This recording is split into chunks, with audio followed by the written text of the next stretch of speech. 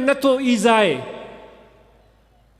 मुझे उम्मीद है कि ये कबायली फसाद और झेड़े हम ख़त्म कर देंगे और औरतों पर जुल्म न करें, बच्चियों पर जुल्म न करें, उनकी ज़बरदस्ती शादी न कराएं, ॿारनि ते जुल्म न कयो, पंहिंजे नियाणियुनि जी ज़बरदस्ती शादियूं न करायो, उन्हनि जी रज़ा पुछो, उन्हनि सां मशवरो कयो, उन्हनि जी मशवरे खे अहमियत ॾियो। हीअ अल्लाह ताला उन्हनि खे पैदा कयो, असांखे पैदा कयो आहे।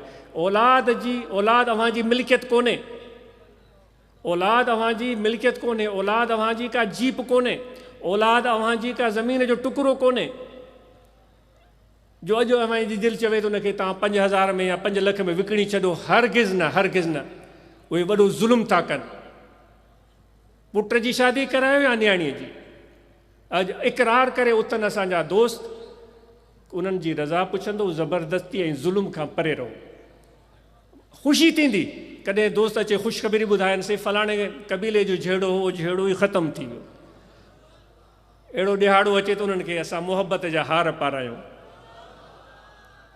उन्हनि खे ॾिसी दिलि खे सुकून ऐं फ़रहत पहुचे। उम्मीद है तव्हां इन्हनि सभिनी शयुनि ते तवज्जो ॾींदो ऐं दस्तूरुल अमल की कापी हर दोस्त रखे। आप सबका बहुत शुक्रिया। और जब आप